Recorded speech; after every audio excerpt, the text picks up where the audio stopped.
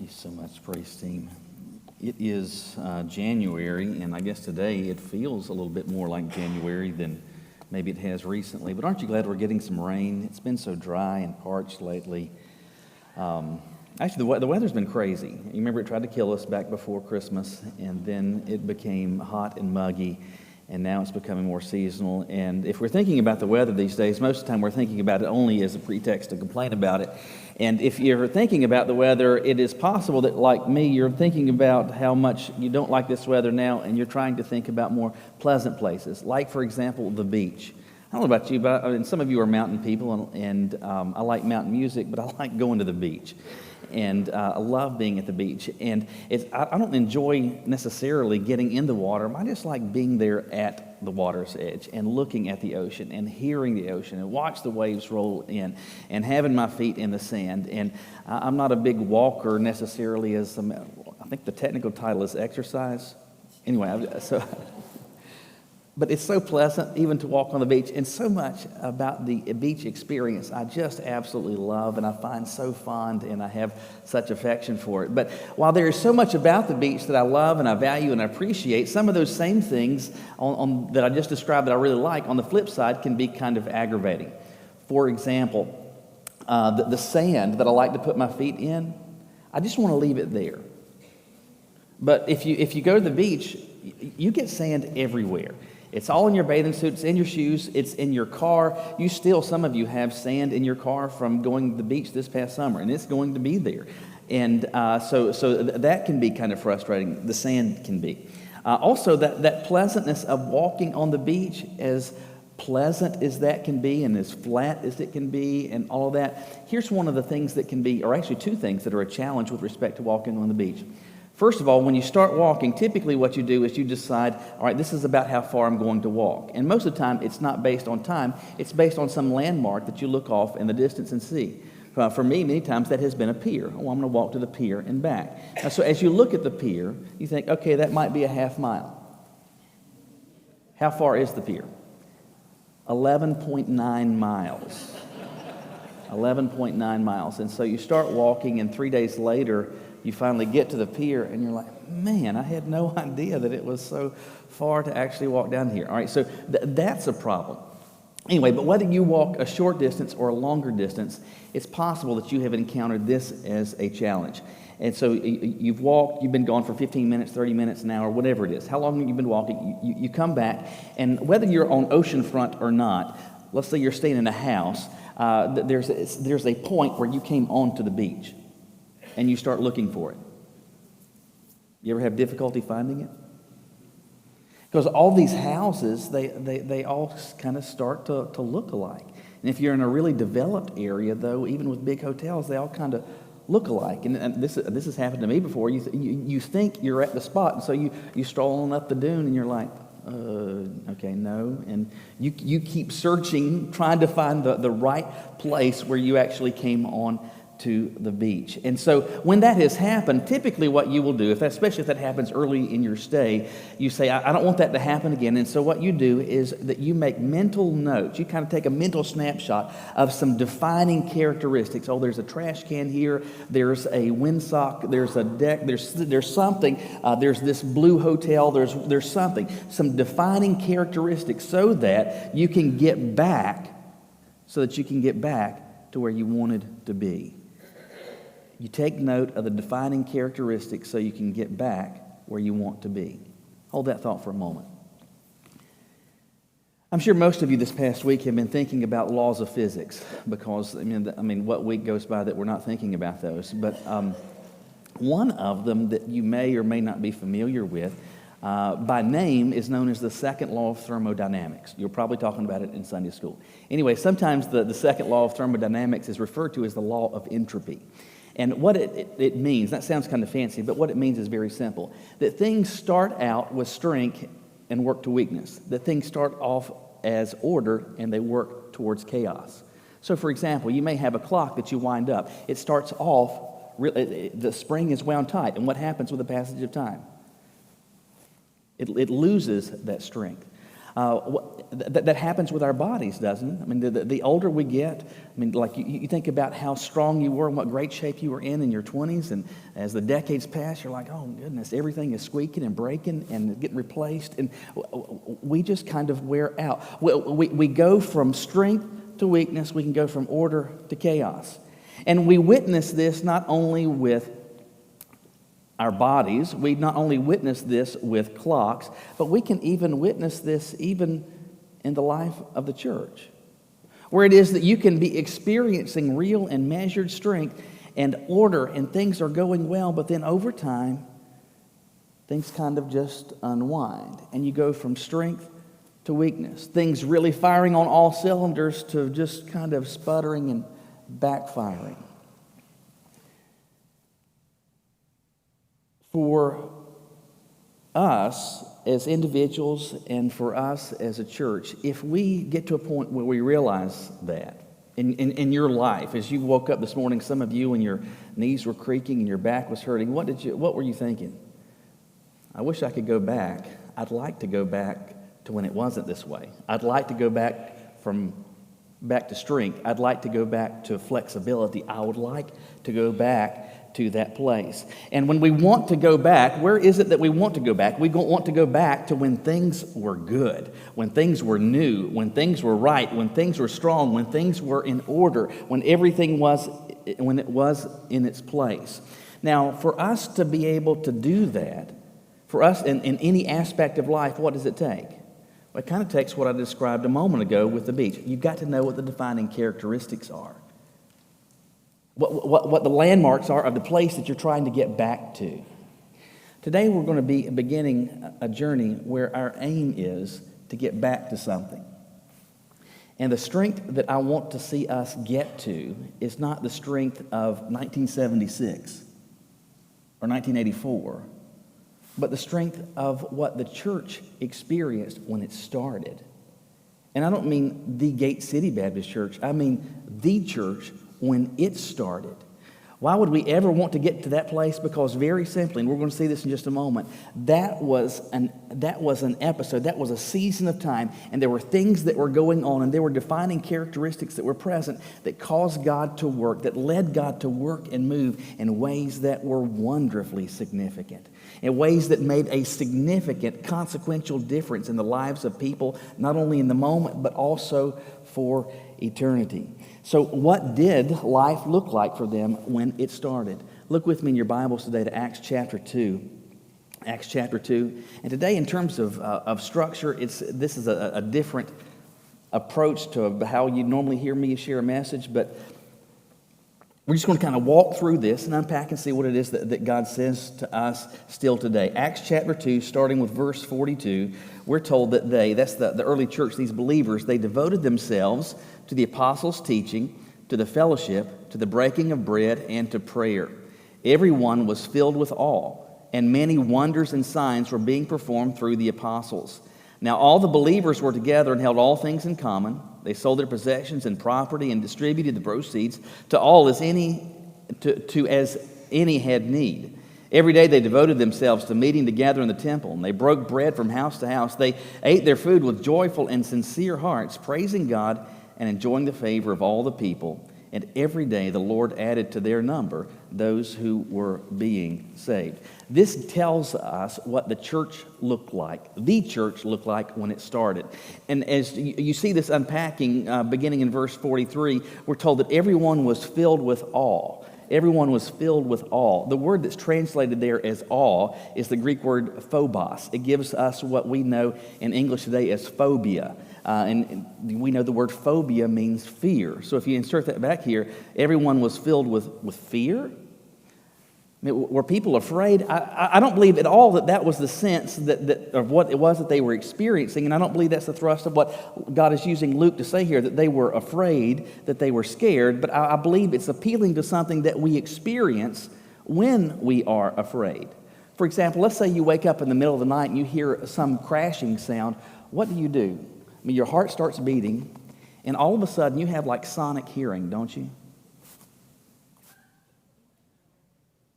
When you experience that feeling of fear, you become particularly alert.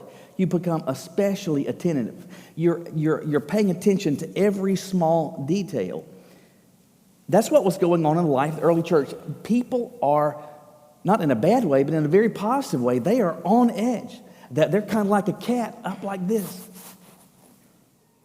Why? Because they're waiting to see what's next, what's getting ready to happen next. And why are they that way? Because, in short, God was doing some significant things. We're told that many wonders and signs were being performed through the apostles. And so they are on edge. They are, what's going to happen next? What's God going to do next? What am I going to witness next? And so that's how they were operating. And in verse 45, that begins to describe how they were connected to each other. It says that they sold their possessions and distributed proceeds to all as any had need. This does not mean that everybody joined a commune and they all wore the same thing and gathered around a campfire to sing Kumbaya. What this says, though, is that you had these early believers, many of whom become estranged from their Jewish families or who are disliked and rejected because of Roman oppression towards how they view these that are aligning themselves with Jesus. And so you had those that had things that they could part with. They would sell those things and say, well, listen, I had this extra goat and we didn't really need that. And so I can do without that, but you're struggling to put food on the table. Let me help you with this. And so what they are doing is that they are invested in each other's lives. And if there was a need within the early church, where did they go? They went to the church. They went to the church family, and they were bearing each other's burdens. They were invested in each other's lives. They were meeting regularly for worship, and we're told that they were breaking bread from house to house. And in short, this is describing the fact that they were spending time, regular time, enjoying each other's company. And this was not perfunctory. This is not because there's some rule or because there's some established thing that this, okay, you have to do this. Because what are we told? It says that they did this with joyful and sincere hearts. They are not just physically going through the motions. Their hearts, their feelings are in this. They are loving on and loving each other. They are enjoying time that is being spent with each other. And this was sincere.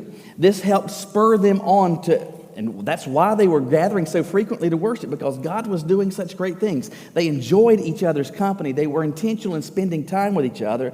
And what else are they doing? We're told that they are praying. They devoted themselves to prayer, and that they are connected to God. They're connected to each other. And all of these relationships, everything is so meaningful. And what is going on?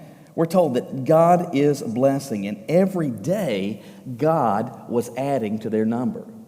And not just to the fellowship, but to the kingdom. That people are coming to Christ, and people are experiencing a new beginning, becoming a new creation in Christ, and then becoming a part of this early church family.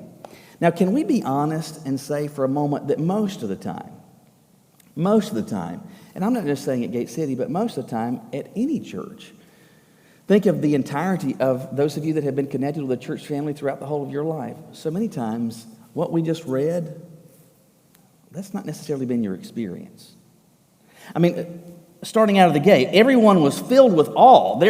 What's going to happen next? Isn't it so many times that we are so accustomed to routine, if something happens, we're like, wait a minute, that's out of order? Isn't there supposed to be a prayer now? Everything is so routine. Everything is so habitual. Everything is so perfunctory. And when there was a need experienced within the fellowship, to whom did they turn? They went to each other. Why is that? Why were they doing this? Is it because they thought, well, the church has got a stack of money? No, they were going to people that they had relationships with, people that they cared about and they knew that cared for them. That's why they did this, because it was more than just some organization. They felt like they were a part of something bigger than themselves. They were a part of something that was actually family. Too many times, life in the church is connected with this or any other church in the 21st century looks very different, doesn't it? Too many times what it looks like is that we're driving down the interstate and everybody's kind of staying in their lane. And the reality is that's kind of a reflection of what goes on so many times in culture. We are living increasingly, though technology has afforded us the ability to connect with each other, in terms of actual relationships, so many of us are getting increasingly disengaged and disconnected from each other. I mean, so many of you today, what will happen is that you will leave here today, you will get in your car, and you will drive home, and you will park in your driveway, you will park in your garage, you will go into your house, you may even lock the door when you get in there. So many times, in so many instances, do we even know the people that are living next door to us? Sometimes it is that we may just know their name because we got the wrong mail a few times, or because there was some loud music that was playing too late, or whatever it is. But so many times we are living in isolation. But then when we come together for church, so many times we are operating even together in isolation. I mean, the reality is, like, when I leave here today and I think about people that I saw today or didn't see, do you know how I'm going to think about that? I'm going to kind of think through a mental snapshot. And I'm going to think, did I see Larry today? And I'm going to think about, because Larry is in Larry's seat. Do you know that? And you are in your seat. Because those of you that are here today, if you were here last week or 2 weeks ago, it's almost certain that you were seated today where you were. Why? There's not a written rule, but we just kind of develop over time assigned seats, don't we? We just do. Not only you have an assigned seat here, if you're connected with a Sunday school class, you've got an assigned seat there. Probably today, you sat exactly where you did back on October the 12th. Right? And so because of that, what occurs is that we may have increasing familiarity with those that are around us. But the truth is, there are people on this side that are effectively strangers to people on that side. I mean, there may be a familiar face or some vague familiarity, but you kind of know the people that you're around. We're kind of operating, staying in our lanes. We send out a weekly email that goes out on Thursdays. And let's say, for example, that there's a death notice in there. We will try to include the obituary that's in there. And so many times we can see what people click on, and I'll see that there's a lot of clicks on that obituary. I really think a lot of times that people click on the obituary because they're like, well, who was that died? Is that the person that sits over there? Because so many times, and it's not that we intended to, it just happens. We get in these routines, we get in these ruts, we get in our assigned seats, we get in our lane, and we just kind of stay in there. And so what happens? That we're operating life parallel to each other, but is that how they were operating? They were operating like this, constantly intersecting with each other's lives. Everything is so anticipated, so expected, so routine. And let me ask you this. Expected, anticipated, and routine. Would you love those to be the three adjectives that describe your church? What are you looking for in church? I want anticipated, expected, and routine. I don't want that. I don't want to sign up for that. It's likely you would say, no, I don't want that either. What I would like is what they had. What this looked like. How did they experience that? I think verse 42 tells us that they experienced what you see starting in verse 43 all the way down to verse 47 as God is adding and blessing and moving and working because of what they did, because of what they committed themselves, because of what they devoted themselves to. Out of the gate in verse 42 it says they devoted themselves to the apostles' teaching. Understanding what God has said and gaining the perspective of His vantage point doesn't occur by accident.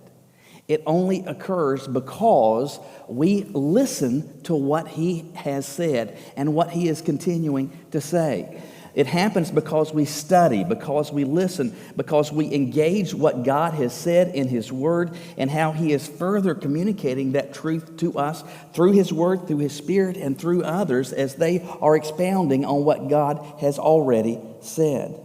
You know, candidly, I think part of the reason that so much church life in the United States is so anemic, and it is the case that so many times that those that are supposedly wearing the Jesus jersey look less like Jesus and more like everybody else, is because of this simple fact. We know what Colbert has said. We know what Trump is saying. We know what every other celebrity, we know what all these people are saying, but we don't know what God has said. We're paying attention to every talking head on TV, and we're reading all of this stuff on Facebook, and we're seeing all of these things on Instagram, but we are not exposing ourselves and committing. We're devoted to a whole lot of things, but not actually devoted to what God has said.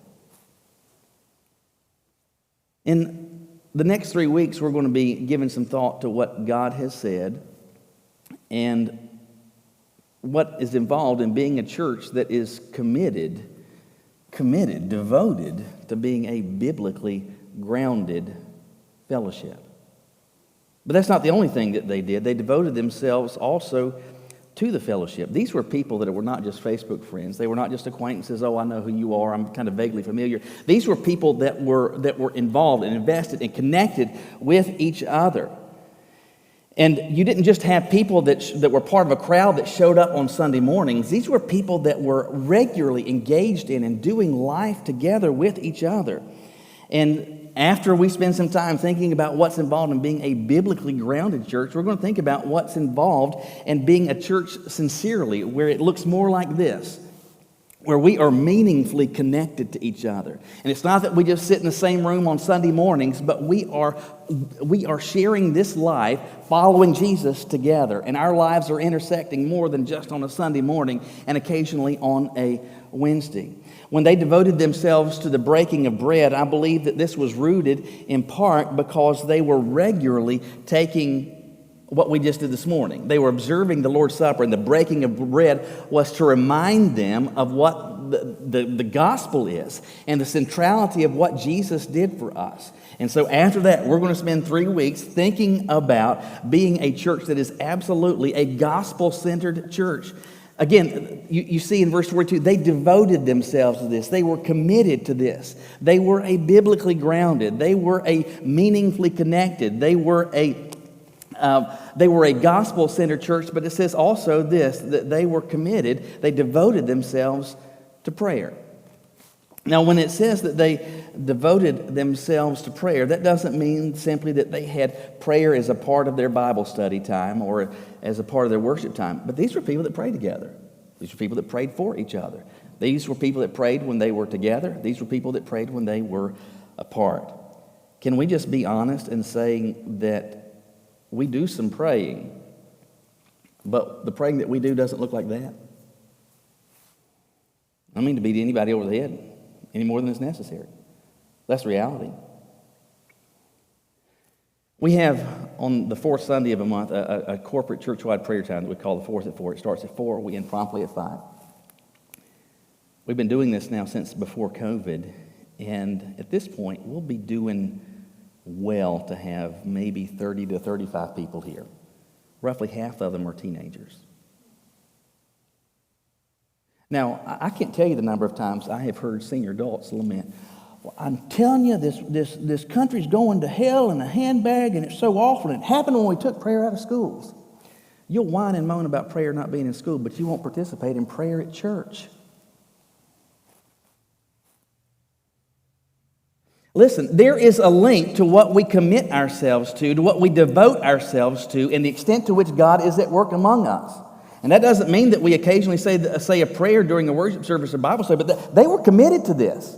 And part of the reason they were praying for each other is they knew who each other was, because they understood the importance of prayer, because they knew that God pays attention to what it is that they are saying, and He is speaking to them through this.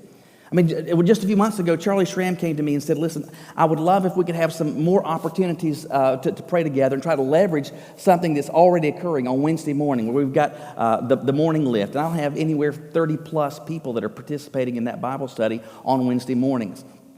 And I believe this started back in September, I believe, and the goal was twice a month after that Bible study. And I realize there are doctor's appointments, there's times that I can't be there, there's times that Charlie couldn't be there, that others can't be there, but the goal was the first and fourth week after that, after Bible study, that we invite people to pray, just to pray together. It's not for an entire hour, just for a bit afterwards. To the best of my knowledge, in addition to me, in addition to Charlie, we've had a grand total of 2 people participate.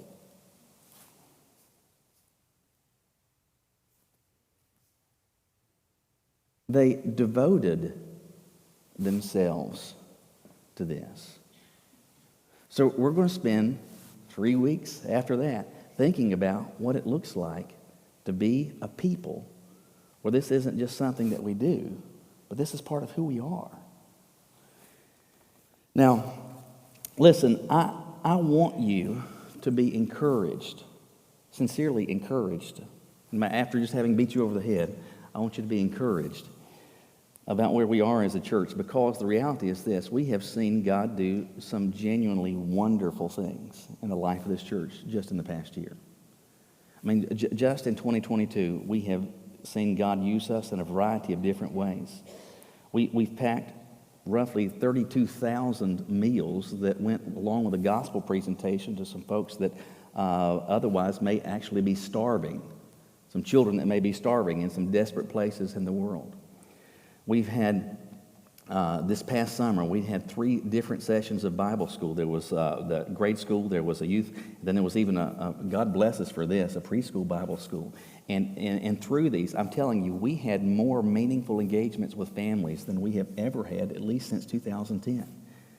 We have had more cross-generational engagement in the life of this church, where there are actual and growing meaningful relationships across groups, across age groups that many times operate in silos in the life of a church. So many times there's nursery and preschool, there's children, there's youth, there are young adults, there's medium adults, and there's senior adults, and everybody stays in their lane.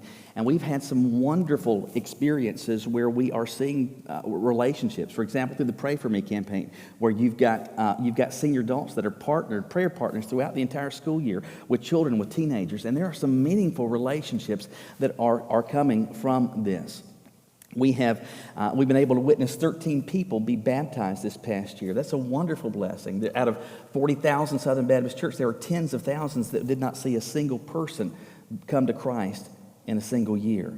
We've made a number of facility improvements, making this place look different. And truly today, on the second Sunday in January, there's a number of places throughout this building where the church looks different than it did on the second Sunday in 2022. But the biggest way that this church looks different is that there are 38 people that are a part of this church family today that a year ago weren't. I mean, for a church our size, that's wonderfully consequential. That's enormously consequential. And all of these things are tremendously positive. All of these things are great blessings, and blessings for which I am personally grateful, not just as a pastor, but as a member of this church, and I hope you feel the same way.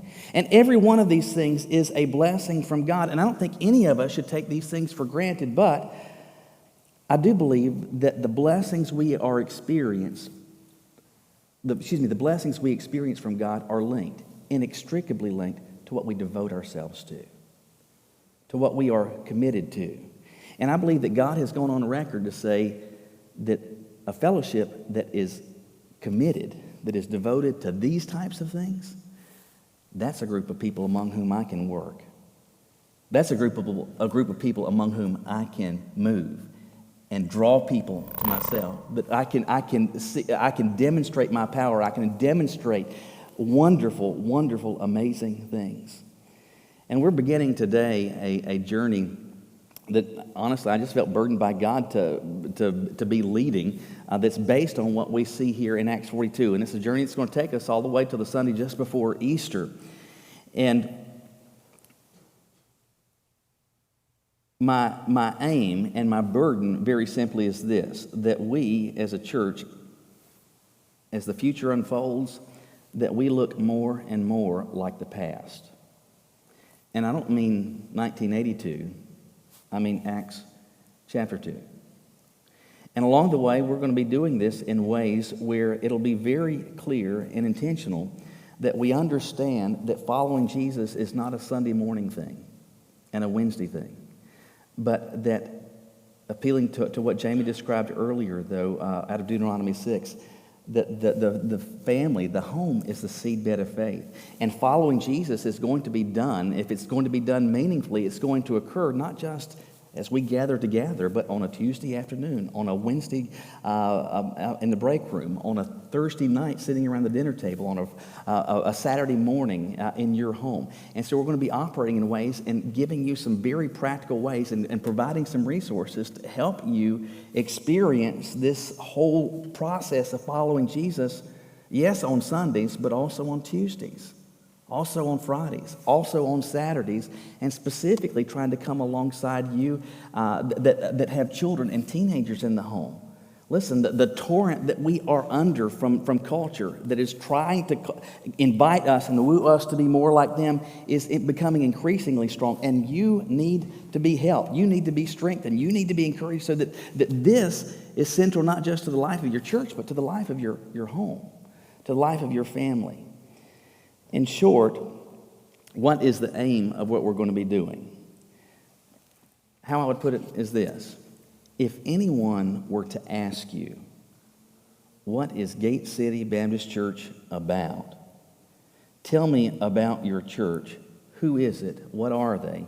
You could say this. They are biblically grounded. They are meaningfully related. They are prayerfully focused. And they are gospel-centered. That is a church where things are anything other than perfunctory. That is a church where they are, verse 47, praising God, enjoying the favor of all the people, and the Lord adds to their number. Will you bow your heads with me?